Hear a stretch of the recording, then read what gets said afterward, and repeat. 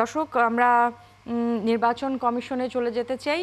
নির্বাচন কমিশনে এসি সচিব সাংবাদিকদের উদ্দেশ্যে ব্রিফ করছেন, আমরা সরাসরি সেখানে চলে যাব। সম্পর্কিত কোনো আলোচনা হয়নি। আজকের আলোচনাটা ছিল মূলত নির্বাচনকে সুষ্ঠু আরো সুন্দর করার জন্য প্রস্তুতিমূলক বিষয়। আপনি যে কথাটা বলেছেন এটার সাথে আজকের আলোচনার সাথে এর সাথে কোনো সূত্র ছিল না। আচ্ছা, লুট হওয়া ওনারা বলেছেন যে কিছু অস্ত্র এখনো পর্যন্ত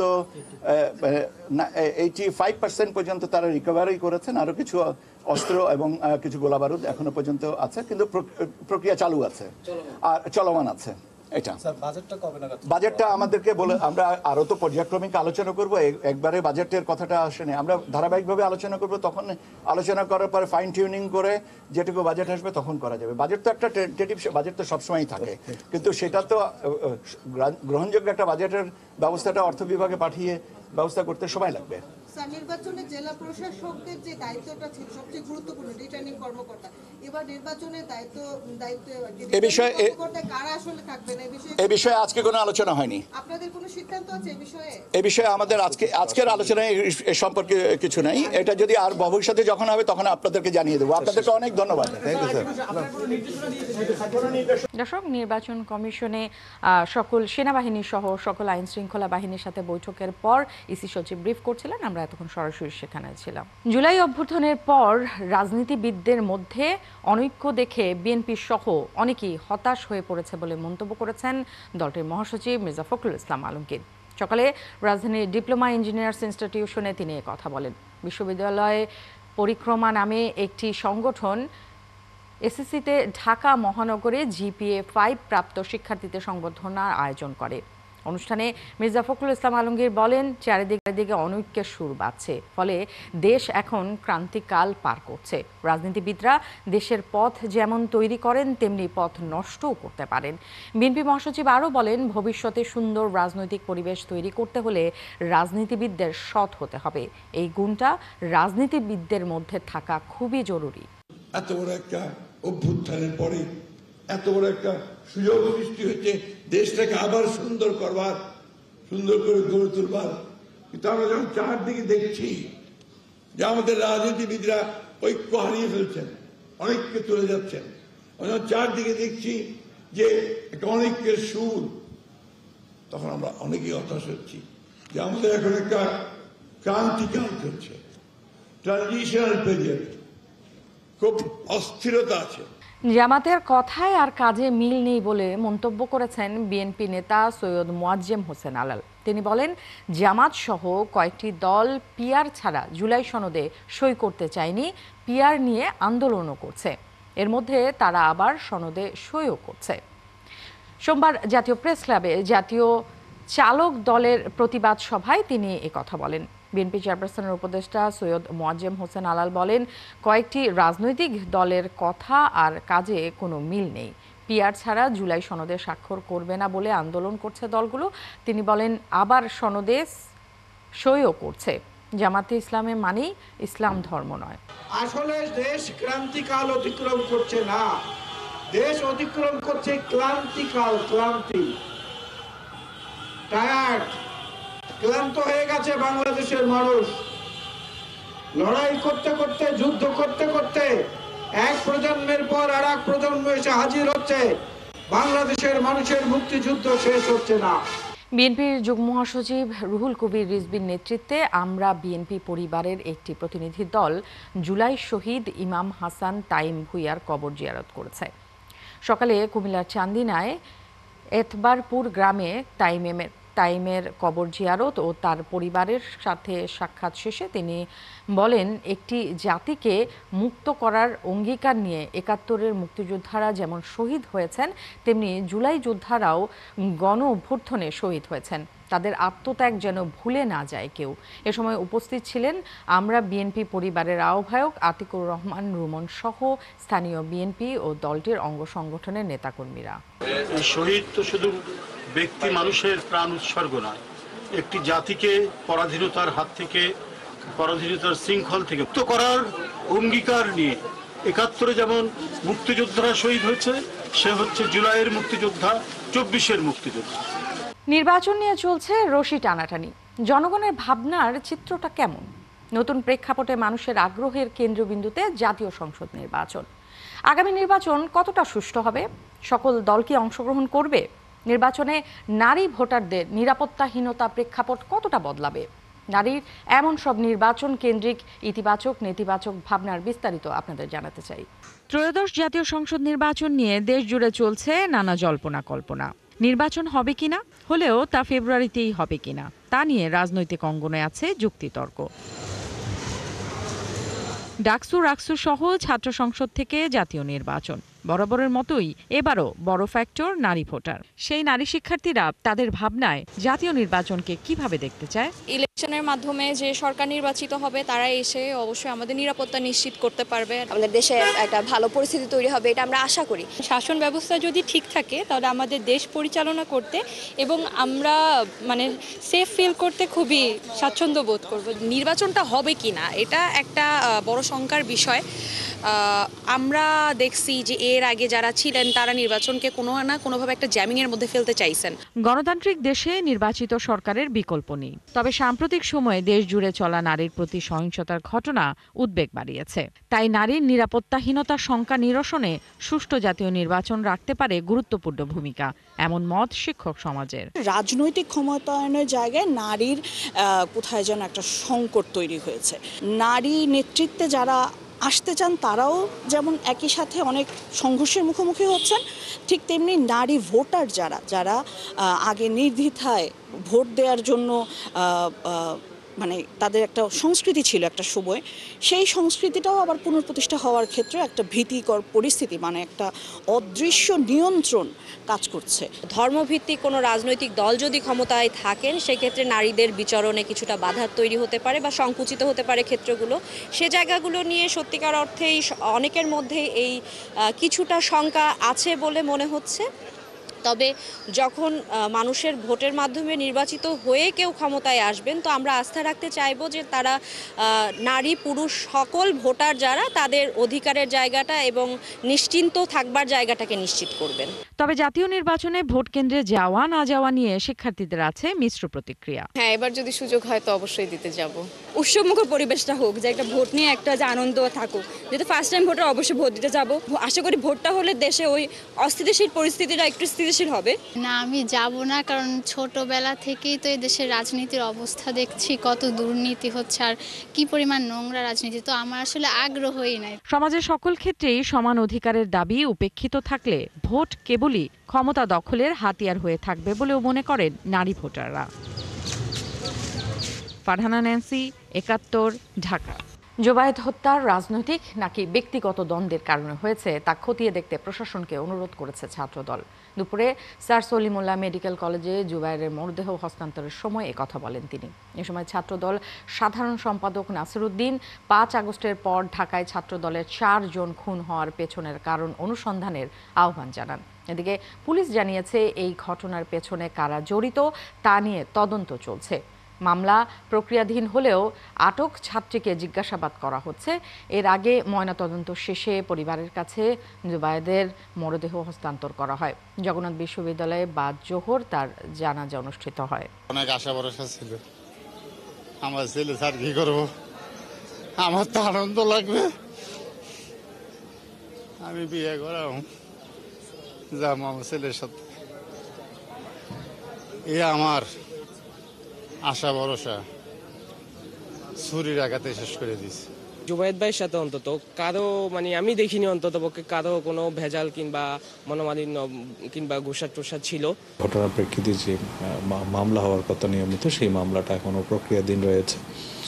আমরা এই যে ঘটনাটা ঘটলো সেই ঘটনার প্রাথমিক যে তথ্য সেগুলো সংগ্রহ করার কাজ করছি। ইতিমধ্যে বেশ কয়েকটি সিসিটিভি ফুটেজ আমাদের হাতে এসেছে, যে বা যারা এই ঘটনার সাথে জড়িত থাকুক না কেন তাদেরকে আইনের আওতায় নিয়ে আসার জন্য আমাদের যে পুলিশি তৎপরতা সেটা অব্যাহত রয়েছে। দর্শক, আমরা যেমনটা জানাচ্ছিলাম, বাদ জোহর জুবায়েদের জানাজা হওয়ার কথা রয়েছিল, জানাজা শেষ হয়েছে। আমরা সরাসরি সেখানে একটু চলে যেতে চাই।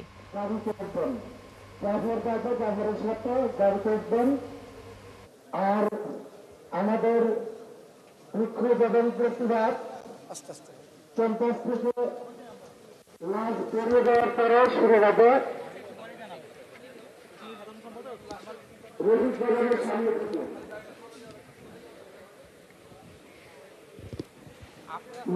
ভাইকে অনুরোধ করছি একটি রিক্সা নিয়ে এখানে আসবেন। মাইকের ভাইকে অনুরোধ করছি।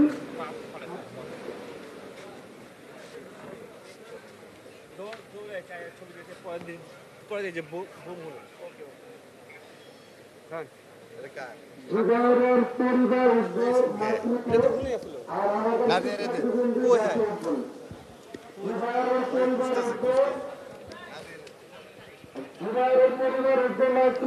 আর আমাদের শিক্ষার্থীবৃন্দ যারা আছেন।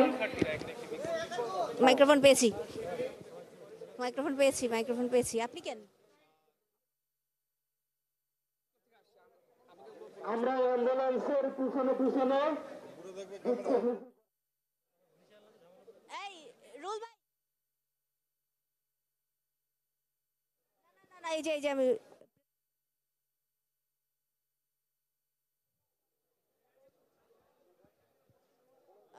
এইমাত্র আপনি দেখলেন যে জানাজার নামাজ শেষ হলেই মাত্র জানাজার নামাজ শেষ হওয়ার পরে যারা সহপাঠী রয়েছে, যারা শিক্ষার্থী রয়েছে, তার সাথে যুবকদের সাথে যারা পড়েছিল এবং যারা এখানে এই মরদেহের প্রতি শেষ শ্রদ্ধা জানাতে এসেছিলেন, তারা মূলত দেখার জন্য এখানে এসেছেন এবং তারা মূলত শেষ মুহূর্তের জন্য একবার অন্তত জুবায়েদকে যাতে দেখা যায় সেই জন্য এখানে ভিড় জমিয়েছিলেন।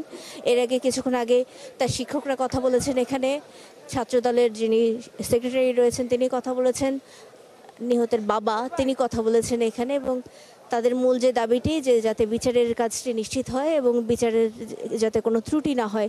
এই ঘটনার পেছনে যেই দায়ী থাকুক, যারাই দায়ী থাকুক, যে কারণেই দায়ী থাকুক, বিচারের জায়গা থেকে যেন তারা পিছিয়ে না যায়, এটি তাদের একটা বড় দাবি ছিল। এবং একই সাথে কিন্তু ছাত্রদলের পক্ষ থেকে একেবারে যে বাকি সন্দেহগুলো তারা বাদ দিয়ে দিয়েছেন এমন নয়, তারা বলছেন যে রাজনৈতিক সহ অন্যান্য কোনো কারণ এর মধ্যে রয়ে গেছে কিনা সেই বিষয়গুলো তারা জানতে আগ্রহী এবং সেই কারণে কিন্তু তারা এই তদন্তেরও দাবি জানিয়েছেন। এবং তদন্তের মাধ্যমে যেই রিপোর্ট আসবে তাহলে তারা আসলে পুলিশের উপরই নির্ভর করতে চান, পুলিশ তদন্তে কি পায় এবং এই বিষয়ে আসলে কি জানতে পারে। এবং সব মিলিয়ে এখন পর্যন্ত তারা আমাদেরকে জানিয়েছেন যে তারা পুলিশের উপরই ভরসা রাখছেন এখনো পর্যন্ত। তবে তারা চান যে পুলিশ যেন সব ধরনের সম্ভাবনা বিচার বিশ্লেষণ করে, সব ধরনের তথ্য প্রমাণ বিশ্লেষণ করে তারপরে এই বিষয়ে সিদ্ধান্তে আসে। এবং এখানে শিক্ষকরা যারা ছিলেন তারা বলেছেন যে জুলাই অভ্যুত্থান পরবর্তী সময়ে এই যে শিক্ষার্থীদের মারা যাওয়া, জগন্নাথের একাধিক শিক্ষার্থী মারা গেলেন এবং এই ধরনের ঘটনাগুলো খুবই অনাকাঙ্ক্ষিত। পুলিশের বিরুদ্ধে এখানে যিনি শিক্ষক সমিতির পক্ষ থেকে যে এসেছিলেন তার কিছু অভিযোগ ছিল এবং সব মিলিয়ে তারা যেটি বলেছেন যে মূল কথা তারা বিচারের জায়গাটি নিশ্চিত করতে চান এবং এই বিচারের জায়গাটি নিশ্চিত যেহেতু করা জরুরি এই মুহূর্তে তারা মনে করছেন, সেজন্য তারা বলছেন যে পুলিশের তদন্তটিও খুব দ্রুত করা দরকার, আসামিদের দ্রুত ধরা দরকার এবং সেই তথ্য প্রমাণ সব কিছু আনা খুব জরুরি, দ্রুত। এখন পর্যন্ত এই তথ্য আছে আমাদের কাছে, পরবর্তীতে পুলিশের আর কোনো তথ্য পেলে আমরা জানিয়ে দেব। নাদিয়া, আপনাকে ধন্যবাদ। দর্শক, নাদিয়া আমাদেরকে জানাচ্ছিলেন জগন্নাথ বিশ্ববিদ্যালয়ের শিক্ষার্থী জুবায়েদের যে জানাজা চলছিল সেই জানাজার পরেই সেখানকার যে নেতাকর্মীরা, তার স্বজনরা যে দাবি করেছে বিচারের দাবি, সেই কথা তিনি আমাদেরকে জানাচ্ছিলেন। চলে যেতে চাই পরের সংবাদে। Bangladesh university of professionals BUP শিক্ষার্থীর ধর্ষণ মামলার প্রধান আসামি সোহেল রোজারিওকে গ্রেফতার করা হয়েছে। আজ ভোরে গাজীপুরের কালীগঞ্জ থেকে তাকে গ্রেফতার করা হয়। এদিকে আরেক আসামি মিঠু বিশ্বাসকে 2 দিনের রিমান্ডে নিয়েছে পুলিশ। গত 14 অক্টোবর সন্ধ্যায় সাভারের কমলাপুরে প্রাইভেট পড়িয়ে ফেরার পথে কয়েকজন দুর্বৃত্ত অপহরণ করে ওই শিক্ষার্থীকে। স্থানীয়রা জানায় সোহেল রোজারিও নামের এই এক ব্যক্তি অপর 2 জনের সহায়তায় এই ঘটনা ঘটায়। ধর্ষণের অভিযোগে 3 জনকে আসামি করে সাভার মডেল থানায় মামলা করেছেন ওই শিক্ষার্থী। এই ঘটনায় গ্রেফতারের পর 3 নম্বর আসামি মিঠু বিশ্বাসকে রিমান্ডে নিয়েছে পুলিশ। এদিকে সহপাঠীরা দলবদ্ধ ধর্ষণের শিকার হওয়ার কারণে প্রতিবাদে ফুঁসে উঠেছে বিইউপি শিক্ষার্থীরা। হযরত শাহজালাল আন্তর্জাতিক বিমানবন্দরে ফ্লাইটের সূচি স্বাভাবিক হতে শুরু করেছে সোমবার সকাল থেকে। নির্ধারিত সময় অনুযায়ী উড্ডয়ন করছে আন্তর্জাতিক ফ্লাইট। বিভিন্ন গন্তব্যে সময় মতো বিমান চলাচল শুরু হয়, স্বস্তিতে বিদেশগামী যাত্রীরা। বিস্তারিত জানাচ্ছেন নিবিড় সাহা। দেশের প্রধান বিমানবন্দরে অগ্নিকাণ্ডের ঘটনায় 7 ঘন্টা বন্ধ ছিল বিমান চলাচল। এতে অভ্যন্তরীণ ও আন্তর্জাতিক রুটের ফ্লাইট শিডিউলে বিপর্যয় দেখা দেয়। বিপর্যস্ত ফ্লাইট শিডিউলের কারণে নির্ধারিত সময়ে যাত্রা করতে পারেনি হাজারো বিদেশগামী যাত্রী। এতে দেশের প্রত্যন্ত অঞ্চল থেকে আসা যাত্রীরা পড়েন চরম ভোগান্তিতে। রোববার দিনব্যাপী ছিল বিভিন্ন গন্তব্যের ফ্লাইট শিডিউলে জটিলতা। তবে সোমবার সকাল থেকেই আন্তর্জাতিক ফ্লাইটে শিডিউলের জট কমতে শুরু করে। এতে স্বস্তি ফেরে বিদেশ যাত্রায়। না, এখন তো ভোগান্তি হচ্ছে না। আন্দার ভিতরে যাই দেখি কি হয়। না, একজনের সাথে কথা বলছে যে বিমান কোনো ঝামেলা নাই। আমরা এরকম কোনো নিউজ পাই নাই যাতে লেট হয়েছে। আমাদের বাংলাদেশ সময় 13টা 5:50, আমরা জাস্ট আমি যাচ্ছি। বিশেষ করে একটু জ্যামটা বেশি, গেট অন্তপক্ষে একটা খুলে দিছে। এখানে এসে তো অনেকক্ষণ থেকে দাঁড়ানো আছে, লাইন তো ভিতরে যায় না। হ্যাঁ, চাপ আছে, প্যাসেঞ্জার তো অনেক, যাত্রীর চাপ অনেক। কিছুটা শঙ্কা নিয়েই মধ্যপ্রাচ্য, মালয়েশিয়া, চীন ও শ্রীলঙ্কা সহ অন্যান্য দেশের যাত্রীরা সময় মতো পৌঁছান বিমানবন্দরে। যেটা করলে দেশের জন্য ভালো হবে, ওটা করলে আমাদের যাত্রীদের জন্য ভালো হবে, ওটাই করা উচিত। সিকিউরিটি বিভিন্ন মানে কিভাবে আগুন লাগলো বা কি তদন্ত করে বের করা উচিত। এখানে ওদের কি রেমিডিজ নেওয়া উচিত, বাট এত সিকিউরিটি একটা জোনে কিভাবে এরকম একটা ঘটনা হয়েছে সেটা তো অবশ্যই দেখার বিষয়। এদিকে বেবিচক জানিয়েছে রোববার রাত 9টা থেকে স্বাভাবিক হয় বিমান চলাচল। আটকে পড়া যাত্রীদেরও বিকল্প বিমানে পাঠানো হয়েছে গন্তব্যে। নিবিড় সাহা, 71, ঢাকা। জুলাই মানবতাবিরোধী অপরাধের বিচার। জুলাই অভ্যুত্থানে সংগঠিত মানবতাবিরোধী অপরাধের মামলায় শেখ হাসিনা সহ 3 জনের পক্ষে আসামি পক্ষের যুক্তিতর্ক উপস্থাপন চলছে। বিচারপতি গোলাম মুর্তজা মজুমদারের নেতৃত্বাধীন ট্রাইব্যুনাল শেখ হাসিনা ও সাবেক স্বরাষ্ট্রমন্ত্রী আসাদুজ্জামান খানের পক্ষে রাষ্ট্রনিযুক্ত আইনজীবী মোহাম্মদ আমির হোসেন যুক্তি তুলে ধরেছেন। যুক্তি খণ্ডনে তিনি বলেন, জুলাই আন্দোলনে কোটার বিষয়টি সম্পূর্ণ আদালতের হাতে ছিল, এতে সরকারের কোনো হস্তক্ষেপ ছিল না। তখন ট্রাইব্যুনাল এই আইনজীবীকে প্রশ্ন করেন, তাহলে খুব দ্রুততার সাথে একদিনের মাথায় আপিল শুনানি কিভাবে হলো? শেখ হাসিনার আইনজীবী আদালতে দাবি করেন, আন্দোলনকারীদের রাজাকারের বাচ্চা বলা হয়নি। বলেন, আবু সাইদ ছাড়া আন্দোলনে আর একজনও সমন্বয়ক নিহত হননি। জবাবে আদালত বলেন, 71-এর মুক্তিযুদ্ধে মূল সমন্বয়কদের হত্যা করা হয়নি। শাপলা চত্বরে গণহত্যার কথা এই আইনজীবী অস্বীকার করেন। আওয়ামী লীগের শাসনামলেও কোনো দুঃশাসন হয়নি। পরে গণমাধ্যমে আমির হোসেন দাবি করেন, শেখ হাসিনা এই মামলার খালাস পাবেন। এর আগে গত বৃহস্পতিবার যুক্তিতর্ক উপস্থাপন শেষ করে প্রসিকিউশন। শেখ হাসিনা ও স্বরাষ্ট্রমন্ত্রীর সর্বোচ্চ শাস্তি মৃত্যুদণ্ড সাজার আবেদন করেন তারা। এই আইনটি মধ্যে অনেক সীমাবদ্ধতা আছে। এইরকম একটি আইনে যখন কোনো আসামির বিচার হয়, সেই বিচারটা প্রশ্নবিদ্ধ থেকে যায়। একটি বিচারের অর্থ হলো এই যে তাকে সর্বপ্রকারের সুযোগ সুবিধা তাকে দিতে হবে। সেই সব সুযোগ সুবিধা থেকে এই আইনের কারণে বাধাগ্রস্ত হয়, এ কথাটা আমি বলেছি। সেই কারণে আমি বলেছি যে আইনটি এমন একটি আইন যে আইনটায় হাত পা বেঁধে নদীতে ফেলে দেওয়ার মতো, ফেলে দিয়ে বলা হয় তুমি সাঁতার কাটো। দর্শক, ট্রাইব্যুনালের আরো খবর জানাতে সেখান থেকে আমাদের সাথে যুক্ত হচ্ছেন সৈকত সাদিক। আসামি পক্ষের আইনজীবীদের যুক্তিতর্কে কি কি পর্যবেক্ষণ পাওয়া গেল, একটু জানাবেন বিস্তারিত। আমির হোসেন তিনি বলছিলেন যে আইনি সীমাবদ্ধতা, তাকে হাত পা বেঁধে সমুদ্রে ফেলার মতো একটা অবস্থা। তারপরেও কিন্তু তিনি তার জায়গা থেকে এই 2 আসামিকে কিভাবে নিরপরাধ বা খালাস করতে পারেন সেই জায়গায় তার যুক্তি তিনি তুলে ধরেছেন। তিনি যেহেতু প্রসিকিউশন টানা 5 দিন যুক্তিতর্ক তুলে ধরেছেন, বিগত আমলের শিক্ষা আমলের পটভূমি তুলে ধরেছেন, আওয়ামী লীগের দুঃশাসন, এরপর 36 দিনের আন্দোলন শেখ হাসিনা কীভাবে নির্দেশ দিয়েছিলেন সব কিছুই তুলে ধরেছেন। শাপলা চত্বর হেফাজতের সমাবেশ, বিডিআর হত্যাকাণ্ড, অনেক কিছুই তুলে ধরেছেন। সে বিষয়ে কিন্তু একটার পর একটা তিনি আজকে আমির হোসেন যুক্তিতর্ক খণ্ডন করেছেন। তিনি শুরুতেই বলেছেন এই আইনের সীমাবদ্ধতার কথা। তিনি দাবি করেছেন আওয়ামী লীগের আমলের দুঃশাসন হয়নি, একটি সরকার চালাতে গেলে বিভিন্ন ধরনের প্রতিবন্ধকতা আসে, সেগুলো মোকাবেলা করতে হয়। তিনি শেখ হাসিনা সরকারের আমলের উন্নয়নের চিত্র তুলে ধরেছেন, তত্ত্বাবধায়ক সরকার ইস্যু ব্যবস্থা সেটাও তুলে ধরেছেন। এবং তিনি বলেছেন যে প্রসিকিউশনের পক্ষ থেকে যে দাবি করা হচ্ছিল যে টার্গেট অনুযায়ী হত্যাকাণ্ড ঘটানো হয়েছে, ওয়াইড স্প্রেড সারা দেশে হত্যাকাণ্ড চলেছে, কিন্তু তিনি বলেছেন যে এই সাক্ষী বা এই কয়েকদিনে যে সাক্ষী উপস্থাপন করা হয়েছে, যে যুক্তিতর্ক তুলে ধরা হয়েছে, সেখানে অনেক অসঙ্গতি রয়েছে। সারা বাংলাদেশ থেকে সাক্ষীরা এসে সাক্ষী দেননি এবং তার যে দাবি, তিনি যেভাবে যুক্তিতর্ক খণ্ডন করছেন, তার যে দুজন মক্কেল বা দুজন আসামি রয়েছেন তারা এই মামলায় অভিযুক্ত নন এবং তাদেরকে খালাস করাতে পারবেন এমন একটা তিনি দাবি তুলেছেন। এখন বিরতি চলছে, ৩টার পরে আবার শুরু হবে, তিনি আবার যুক্তিতর্ক খণ্ডন করবেন। এর বাইরে আরেকটি মামলার কথা নেন্সি আপনাকে বলি, আশুলিয়া যে 5ই আগস্ট শেখ হাসিনার যেদিন পতন হয় ওই দিন ছাত্র জনতাকে হত্যার পর 6টি মরদেহ আশুলিয়া থানার সামনে পুড়িয়ে দেওয়া হয়, সেই ঘটনা একটি মামলা দায়ের হচ্ছে ট্রাইব্যুনাল 2-এ। সেই মামলার বিচার কাজ চলমান রয়েছে এবং আজকে 2 জন সাক্ষী দিয়েছে সেই মামলায় এবং আসামি পক্ষে যারা আইনজীবী তারাও জেরা করেছেন এবং সেই বিচার কাজ আগামীকাল পর্যন্ত মুলতবি করা হয়েছে। আর 3টার পর ট্রাইব্যুনাল 1-এ শেখ হাসিনা মামলার আবার পুনরায় রাষ্ট্রপক্ষের আসামি যুক্তিতর্ক খণ্ডন করবেন। আইনান্সি এখন পর্যন্ত আমার কাছে এই হচ্ছে আন্তর্জাতিক অপরাধ ট্রাইব্যুনাল 1 ও 2-এর সর্বশেষ তথ্য। ধন্যবাদ সৈকত আপনাকে। দর্শক, সৈকত সাদিক আমাদেরকে জানাচ্ছিলেন যে আন্তর্জাতিক অপরাধ ট্রাইব্যুনালে যে মামলাগুলো রয়েছে সেই মামলাগুলোর বিস্তারিত। আমরা এখন চলে যেতে চাই শহীদ মিনারে। শহীদ মিনারে আপনারা জানেন যে বেসরকারি এমপিওভুক্ত শিক্ষকদের যে চলমান আন্দোলন চলছে কয়েকদিন ধরে, সেই আন্দোলনের খবরাখবর জানতে আমাদের সহকর্মী রয়েছেন রায়হান কবির, তার কাছে চলে যেতে চাই। রায়হান, এই আন্দোলন তো চলমান রয়েছে, এখন কি অবস্থা আন্দোলনের এবং শিক্ষকরা কি বলছেন একটু জানাবেন। গত তাদের এমপিভুক্ত শিক্ষকরা তাদের 3 দফার দাবির কার্যক্রম হিসেবে আজকে কেন্দ্রীয় শহীদ মিনারে মহাসমাবেশের ডাক দিয়েছিল। এখানে দেশের বিভিন্ন প্রান্ত থেকে শিক্ষকরা এসে হাজির হয়েছে মহাসমাবেশে। আমরা একটু তাদের কাছে জানতে চাইব তাদের 3টি দাবি কি ছিল এবং দাবিগুলোর পক্ষে তাদের আসলে যুক্তি কি ছিল। আমাদের দাবি ছিল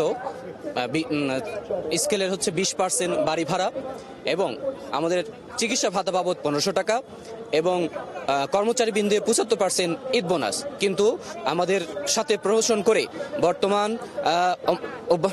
বর্তমান শিক্ষা উপদেষ্টা এবং সচিবরা আমাদের সাথে তালবাহানা করে 5%-এর যে প্রজ্ঞাপন দিয়েছে, আমাদের এই এমপিওভুক্ত শিক্ষক সমাজ সেটাকে প্রত্যাখ্যান করেছে এবং যতক্ষণ পর্যন্ত আমাদের এই 20% বাড়ি ভাড়া এবং চিকিৎসা ভাতা বাবদ 1500 টাকা এবং কর্মচারীদের 75% যে উৎসব বোনাস যতক্ষণ পর্যন্ত মেনে না নেবে ততক্ষণ পর্যন্ত আমাদের এই আন্দোলন চলতে থাকবে এবং এটা অব্যাহত থাকবে ইনশাআল্লাহ। আমরা একটু তাদের যুক্তিগুলো একটু জানার চেষ্টা করব। এই 20% যে দাবি করছেন, বর্তমান দ্রব্যমূল্যর ঊর্ধ্বগতির বাজারে একজন শিক্ষক যারা নিজ বাড়িগৃহ থেকে 20-30 কিলোমিটার দূরে গিয়ে শিক্ষকতা করেন, তার পক্ষে 1000 টাকা দিয়ে কোথাও বাংলাদেশে বাড়ি পাওয়া যায় না, বস্তি ঘরও 1000 টাকা দিয়ে ভাড়া পাওয়া যায় না। কাজেই তাদের জীবন চলা খুব কষ্টকর। এই জন্য যৌক্তিকতার দাবি থেকেই আমরা 20% বাড়ি ভাড়া দাবি করতেছি, এখনো যৌক্তিকতা আছে। আর উৎসব ভাতা যেটা দেওয়া হচ্ছে, কর্মচারীদের উৎসব ভাতা দেওয়া হচ্ছে, সাথে সেটা নগণ্য। 500 টাকা দিয়ে কোনো ডাক্তার দেখানো যায় না। একজন ডাক্তারের যে সর্বনিম্ন বাজেট তাকেও 800 টাকা বেতন দিতে হয়, অথচ একজন বেসরকারি শিক্ষকদের 500 টাকা ডাক্তারি চিকিৎসা ভাতা দেওয়া হয়। এটা কোনোভাবেই মেনে নেওয়া সম্ভব না। তাই আমরা আপনার দাবি করছি যে শিক্ষকদের, বেসরকারি শিক্ষকদের, এমপিভুক্ত শিক্ষকদের চিকিৎসা ভাতা 1500 টাকা দিতে হবে। এর কম হলে আমরা মানব না। আমরা রাজপথে আছি, আমরা রাজপথে থাকবো ইনশাআল্লাহ। আমরা দাবি আদায় করে ঘরে ফিরবো ইনশাআল্লাহ। দাবি না মেনে নেওয়া হলে পরবর্তীতে আপনারা কি রকম কর্মসূচি দিতে পারেন? আমরা দাবি মেনে না নেওয়া হলে আমরা পরবর্তীতে আমাদের স্কুল কলেজগুলোতে সব তালাবদ্ধ করে তালা লাগিয়ে দেবো ইনশাল্লাহ। এবং সাথে সাথে আমরা সরকারকে জানিয়ে দিতে চাই এই শিক্ষা ব্যবস্থাটাকে পরিপূর্ণভাবে সুফল করার জন্য সরকারকে সহযোগিতা করার জন্য আহ্বান জানাচ্ছি। যেমনটি শুনছিলেন যে যত পার্সেন্ট তাদেরকে দেওয়া হচ্ছিল, এটাতে আসলে তাদের বর্তমান পরিস্থিতিতে, বর্তমান বাজারে তাদের আসলে চলবে না বলে তারা জানাচ্ছিলেন। এই ছিল সর্বশেষ কেন্দ্রীয় শহীদ মিনার থেকে আমার কাছে ন্যান্সি। রায়হান, আপনাকে ধন্যবাদ। দর্শক, রায়হান কবির আমাদের সহকর্মী জানাচ্ছিলেন শহীদ মিনার থেকে শিক্ষকদের যে চলমান আন্দোলন চলছিল সেই আন্দোলনে তাদের দাবিগুলো এবং তারা যে কর্মসূচি দিবে সেই কর্মসূচির সবশেষ খবরাখবর তিনি জানাচ্ছিলেন। 1130 কোটি টাকা আত্মসাতের মামলায় সাবেক গভর্নর আতিউর রহমান, জনতা ব্যাংকের সাবেক চেয়ারম্যান ও অর্থনীতিবিদ আবুল বারাকাত সহ 26 জনের বিরুদ্ধে চার্জশিট অনুমোদন দিয়েছে দুদক। চার্জশিটে বলা হয়, যোগ্যতা না থাকা সত্ত্বেও ভুয়া কাগজপত্রের ভিত্তিতে এনাস্টেক্স গ্রুপের 22টি প্রতিষ্ঠানকে শর্ত শিথিল করে ঋণ দেওয়া হয়। তদন্তে বেরিয়ে এসেছে ঋণের নামে 531 কোটি 43 লাখ টাকা আত্মসাৎ করা হয়, যা সুদে আসলে বর্তমানে দাঁড়িয়েছে 1130 কোটি 18 লাখ টাকা।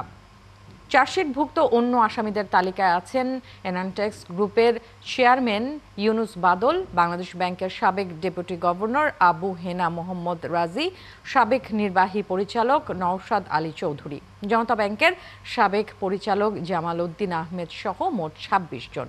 এর আগে চলতি বছরের 22 ফেব্রুয়ারি 297 কোটি টাকা আত্মসাতের অভিযোগে এই মামলাটি করে দুদক। সেই মামলায় অর্থনীতিবিদ আবুল বারাকাতকে গ্রেফতার করে রিমান্ডে নেওয়া হয়েছিল। পর্যাপ্ত গ্যাসের অভাবে গত 4 মাস ধরে উৎপাদন পুরোপুরি বন্ধ নরসিংদীতে দেশের বৃহত্তম ঘোড়াশাল তাপ বিদ্যুৎ কেন্দ্র। 3 বছর ধরে চলা অচল অবস্থায় পর্যায়ক্রমে কেন্দ্রের সবকটি ইউনিটই বন্ধ হয়ে গেছে। রাষ্ট্র বঞ্চিত হচ্ছে 1380 মেগাওয়াট বিদ্যুৎ থেকে। মোবারক হোসেনের পাঠানো তথ্য ও ছবিতে প্রতিবেদন। সব রেডি, 1974 সালে উৎপাদনে আসে দেশের বৃহত্তম ঘোড়াশাল তাপবিদ্যুৎ কেন্দ্র। মেয়াদ শেষ হয় 1, 2 ও 6 নম্বর ইউনিট স্থায়ীভাবে বন্ধ হয়ে যায় বহু আগেই। বর্তমানে 3 নম্বর ইউনিটও রক্ষণাবেক্ষণের কারণে সাময়িক বন্ধ। আর সবশেষ 4, 5 ও 7 নম্বর ইউনিট পুরোপুরি সচল থাকলেও গ্যাস না থাকায় উৎপাদন বন্ধ। শ্রমিক কর্মচারীরা বলছেন, বিদ্যুৎ কেন্দ্রের জন্য বরাদ্দ রাখা গ্যাস পার্শ্ববর্তী ঘোড়াশাল পলাশ ইউরিয়া সার কারখানায় স্থানান্তরিত করায় সৃষ্টি হয়েছে এই অচলাবস্থা। বেসরকারি খাতে যে বিদ্যুৎ কেন্দ্রগুলি হয়েছে তাদেরকে গ্যাস দিতে যায় আমাদের বিদ্যুৎ সরকারিভাবে যে বিদ্যুৎ কেন্দ্রগুলি আছে সেই বিদ্যুৎ কেন্দ্রগুলি ধ্বংসের মুখে পরিণত হয়েছে। আয়রন পড়ে যায়, তারপরে বিভিন্ন রকমের টেকনিক্যাল বিষয় আছে যে আমাদের যেসব যন্ত্রগুলো আছে আমরা ব্যবহার করি, এইসব যন্ত্রগুলো দীর্ঘদিন অব্যবহৃত থাকলে এগুলোর উপরে হ্রাস পড়ে যায়। 2015-16 সালের থেকে শুরু হয় এখানে এই মেশিনগুলো একটার পর একটা বন্ধ। এর মূল কারণ হলো গ্যাস না থাকার কারণে আমাদের উৎপাদন অবস্থা আজকে জিরো। এদিকে প্রধান প্রকৌশলী জানান, সমস্যার সমাধানে মনোহরদী থেকে বিদ্যুৎ কেন্দ্র পর্যন্ত তিতাস গ্যাসের আলাদা লাইন নির্মাণের জন্য মন্ত্রণালয়ে আবেদন পাঠানো হয়েছে। ব্যয় ধরা হয়েছে 550 কোটি টাকা। আমাদের মন্ত্রণালয়ের মাধ্যমে এটা অনেক আলাপ আলোচনা হয়েছে এবং ডেডিকেটেড লাইনের ব্যাপারেও পজিটিভ মনে হচ্ছে আর কি। এটা পজিটিভ হলে এবং এটা অলরেডি চলমান কিছুটা অগ্রসর হয়েছে। ল্যান্ড অ্যাকুইজিশন করতে হবে, তারপরে হচ্ছে যে এরপরে আরো কিছু ফর্মালিটিজ আছে, সেগুলো করতে গেলে হয়তো বছর 2 লাগতে পারে। দ্রুত পুরনো গ্যাস লাইনে সরবরাহের পাশাপাশি নতুন প্রস্তাবিত গ্যাস সঞ্চালন লাইন চালুর দাবি জানিয়েছেন শ্রমিক কর্মচারীরা। পিন্টু হাজং, 71। চলতি বছরে ডেঙ্গুর 4 ধরনের মধ্যে ডেন 2 ও ডেন 3 প্রকোপ সবচেয়ে বেশি দেখা গেছে বলে জানিয়েছে রোগ নিয়ন্ত্রণ ও গবেষণা প্রতিষ্ঠান IEDCR। এখন পর্যন্ত ডেন 1 ও ডেন 4 এর উপস্থিতি খুবই কম। আর একই রোগীকে এই দুটি ভিন্ন ধরন আলাদাভাবে সংক্রমণে মৃত্যু ঝুঁকি বাড়ছে বলেও জানায় এই গবেষণা প্রতিষ্ঠান। আরও জানাচ্ছেন মেহেদি হাসান। রাজধানীতে হাসপাতালগুলোতে ডেঙ্গু উপসর্গ নিয়ে আসা রোগীর হার কমছেই না, বরং পরিসংখ্যান বলছে এখনও শনাক্ত মৃত্যুর সংখ্যা বাড়ছে। শিশু থেকে বৃদ্ধ পর্যন্ত কোনো বয়সের মানুষই রেহাই পাচ্ছে না এই ভাইরাসের আক্রমণ থেকে। বাচ্চার আম্মা অসুস্থ আর আমার হাতে ব্যথা, এজন্য আসে। এই জ্বর দিনের বেলা কমে থাকে, রাত্রেবেলা আবার বেশি হয়, যার কারণে নিয়ে আসলাম যে একটু দেখে নিয়ে যাই কি। রোগ নিয়ন্ত্রণ ও গবেষণা প্রতিষ্ঠান IEDCR বলছে, প্রতি বছরই ডেঙ্গুর 4 ধরনের দাপটে মানুষের মৃত্যুর হার কম বেশি হয়। বছরের শুরু থেকে 17 অক্টোবর পর্যন্ত এই রোগে মৃত্যু হয়েছে 243 জনে। IEDCR এর হিসাব অনুযায়ী এ বছর 17 অক্টোবর পর্যন্ত ডেঙ্গুতে আক্রান্ত রোগীর নমুনা পর্যালোচনা করে দেখা গেছে অন্তত 60% ডেন 2 ও 38 থেকে 39% ডেন 3 ধরনে আক্রান্ত হয়েছে। যে এই বছর কিন্তু সেরোটাইপ 2 এর সাথে 3 অনেক বেড়ে গেছে। 1 আছে অল্প কিছু, কিন্তু 3 পরিমাণটা অনেক বেশি। মানে ডেন 3, ডেন 2টা মেইন। গত বছরও ডেন 2 মেইন ছিল এবং তার আগে 2023 সালে যেই আউটব্রেকটা হলো ওটাও ডেন 2 দিয়েই হয়েছিল, কিন্তু পরবর্তীতে এই বছর যেটা দেখা যাচ্ছে যে ডেন 2 এর সাথে ডেন 3-রও প্রাদুর্ভাব দেখা যাচ্ছে। শেষ 3 মাসে হঠাৎ ডেন 3 ধরন বাড়তে শুরু করে, যদিও আগে থেকেই ডেন 2 প্রকোপে অনেকের শরীরে অ্যান্টিবডি তৈরি হয়েছে। এই গবেষণা প্রতিষ্ঠান বলছে একজন ব্যক্তি পরপর 2 বার ডেঙ্গুর ভিন্ন ধরনের সংক্রমণে রোগীর মৃত্যু ঝুঁকি বহুগুণ বাড়িয়ে দেয়। যে সেরোটাইপগুলো খুব দ্রুত চেঞ্জ হচ্ছে, তো এবং আমরা জানি কি যে একটা সেরোটাইপ দিয়ে যখন ইনফেকশন হয় পরবর্তীতে অন্য সেরোটাইপ দিয়ে ইনফেকশন হলেই ভয়াবহ রূপ ধারণ করে। তো এরকমও যদি হয়ে থাকে সেটাও একটা কারণ, এবং সময়টাও নষ্ট হচ্ছে সেটাও একটা কারণ। সাধারণত ডেন 2 রাজধানীতে ও ডেন 3-এর উপস্থিতি ঢাকার বাইরে বেশি পাওয়া গেছে বলেও জানায় আইইডিসিআর। মেহেদি হাসান, ৭১, ঢাকা। দর্শক, আমরা আপনাদেরকে আগেই যেমনটা জানাচ্ছিলাম, জগন্নাথ বিশ্ববিদ্যালয়ের শিক্ষার্থী জুবায়েদ জানাজা সম্পন্ন হয়েছে এবং জানাজার পরে এখন জগন্নাথ বিশ্ববিদ্যালয়ে সেখানকার বিশ্ববিদ্যালয় কর্তৃপক্ষ ব্রিফ করছে সাংবাদিকদের। আমরা সরাসরি চলে যাচ্ছি সেখানে। এবং ইতিপূর্বেও আমরা মাঠে সেটা প্রমাণ করেছি। তো আজকে যারা উপস্থিত, আমার সাধারণ শিক্ষার্থীবৃন্দ অনেকেই আছে এবং বিশেষত আমার মিডিয়ার সাথে জড়িত যারা আপনারা আছেন, আমি সকলকেই আজকের এই ব্রিফিংয়ে আমি প্রথমেই জগন্নাথ বিশ্ববিদ্যালয়ের পক্ষ থেকে স্বাগত জানাচ্ছি। জানাজা পূর্ব আলোচনায় আমি সংক্ষেপে বলেছিলাম যে এই ঘটনার পরিপ্রেক্ষিতে গতকালকে ওখান থেকে লাশ উদ্ধার হওয়ার আগ পর্যন্ত আমাদের সর্বোচ্চ অভিভাবক সম্মানিত ভাইস চ্যান্সেলর উনি নিজেই সেখানে ছিলেন এবং সেখানে আমরা অনেকেই ছিলাম।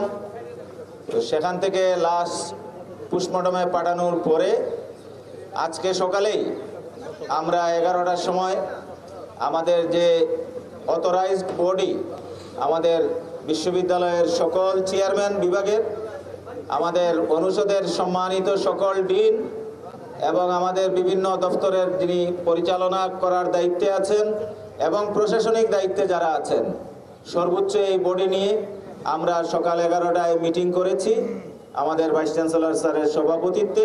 সেখানে আমরা যে কর্মসূচিগুলো নিয়েছি সেটা হলো যে আগামী 2 দিন আমরা শোক দিবস হিসাবে সেখানে ঘোষণা করেছি। আগামী 2 দিন আমাদের শহীদ জুবায়েদ হোসেনের স্মরণে আমরা শোক পালন করব এবং আগামী দিন আমরা প্রত্যেকেই কালো বেজ ধারণ করব এবং একটি শোক সভা করব জুবায়েদের স্মরণে এবং বাদ জোহর মসজিদে আমরা তার রুহের মাগফিরাত কামনার জন্য দোয়ার অনুষ্ঠানের আয়োজন করব। এর পরের দিন 21 তারিখে যথারীতি কালো বেজ ধারণ তো থাকবেই। শোক দিবসে 2 দিনই আমাদের পতাকা অর্ধনমিত থাকবে। আমাদের দর্শক, জগন্নাথ বিশ্ববিদ্যালয় কর্তৃপক্ষ জুবায়েদ জানাজার পরে বিভিন্ন কর্মসূচি ঘোষণা করছিলেন। 2 দিনের শোক দিবসের ঘোষণাও সেখান থেকে জানানো হলো। আমরা এতক্ষণ সরাসরি সেখানে ছিলাম। আর চলছে সংবাদ সংযোগ। ফিরছি বিরতির পর। ৭১-এর সাথেই থাকুন। দাম বাড়লেও এতটুকু চাহিদা কমেনি ভারতের স্বর্ণের বাজারে। প্রতি বছর অক্টোবর নভেম্বর মাসে দীপাবলি ও ধনতেরাস উৎসবকে ঘিরে স্বর্ণ কেনাবেচা চলে জমজমাট। তাই উৎসবের মৌসুমে স্বর্ণ কেনা শুভ বলে মনে করেন ভারতীয়রা। চাহিদা বৃদ্ধি পাওয়ায় দেশটিতে বেড়েছে স্বর্ণের চোরাচালান। বিদায়ী অর্থ বছরে 3000-এর বেশি স্বর্ণ চোরাচালানের মামলা নথিভুক্ত করেছে ভারতে সরকারি সংস্থাগুলো। বিস্তারিত জুলিয়া তানহার প্রতিবেদনে। দুয়ারে কড়া নাড়ছে দীপাবলি। আর দীপাবলি উৎসবকে কেন্দ্র করে দিল্লির প্রাণকেন্দ্র লাজপাত নগরের গয়নার বাজারে এখন উপচে পড়া ভিড়। উৎসবের আমেজে বিক্রেতাদের দোকান খোলা রাখতে হচ্ছে ছুটির দিনেও। ভারতে অক্টোবর নভেম্বর মাসে ধানতেরাস ও দীপাবলি উৎসবকে ঘিরে স্বর্ণ কেনাবেচার মৌসুম জমে ওঠে। এ সময় স্বর্ণ কেনা শুভ বলে মনে করেন দিল্লিবাসী। তাই 10 গ্রাম স্বর্ণের দাম $1440 ছুঁয়ে গেলেও স্বর্ণের প্রতি অনুরাগ তেমন কমেনি বিশ্বের স্বর্ণের দ্বিতীয় বৃহত্তম বাজার ভারতের নাগরিকদের। তবে বাজেট সামলাতে বিক্রেতাদেরকেও কৌশল পরিবর্তন করতে হচ্ছে। গয়নার ডিজাইনে আনা হয়েছে বড় পরিবর্তন, যেগুলো দেখতে ভারী হলেও আসলে হালকা। তবে উৎসব বা বিয়ের জন্যও ভারী গয়নার ঝোঁক কমছে। উৎসবের পাশাপাশি বিনিয়োগের উদ্দেশ্যেও ভারতীয়দের মধ্যে স্বর্ণ ও রূপা কেনা বাড়ছে। ওয়ার্ল্ড গোল্ড কাউন্সিল WGCর তথ্য অনুযায়ী এই বছরের দ্বিতীয় প্রান্তিকে ভারতের স্বর্ণের মোট চাহিদার 64% এসেছে গয়না থেকে, যেখানে গত বছর একই সময়ে এটি ছিল 80%। অপরদিকে বিনিয়োগ নির্ভর চাহিদা 19% থেকে বেড়ে হয়েছে 35%। ETF বা ডিজিটাল গোল্ডে বিনিয়োগ রেকর্ড উচ্চতায় পৌঁছেছে। এই খাতে সম্পদের পরিমাণ বেড়েছে 70%-এরও বেশি। এদিকে উৎসবের আগেই দেশটিতে হু হু করে বেড়ে গেছে স্বর্ণ চোরাচালান। রয়টার্স বলছে, গত জুলাইয়ে যখন আমদানি শুল্ক কমানো হয়েছিল তখন পাচারকারীদের প্রতি কেজিতে লাভ নেমে এসেছিল 6,30,000 রুপিতে। কিন্তু এখন বিনিয়োগকারীদের স্বর্ণ কেনার হিড়িক বেড়ে যাওয়ায় বাজারে সরবরাহ সংকট দেখা দিয়েছে। সরকারি তথ্য বলছে, 2024-25 অর্থ বছরে ভারতীয় সংস্থাগুলো 3005টি স্বর্ণ চোরাচালান মামলা রেকর্ড করেছে এবং 2.6 মেট্রিক টন স্বর্ণ জব্দ করেছে। জুলিয়া তানহা, 71। দর্শক, চলছে সংবাদ সংযোগ। সরাসরি সংবাদ অনুষ্ঠান দেখতে চোখ রাখুন 71-এর ফেসবুক পেজে এবং সাবস্ক্রাইব করুন 71-এর ইউটিউব চ্যানেলে। থাকুন 71-এর সাথে।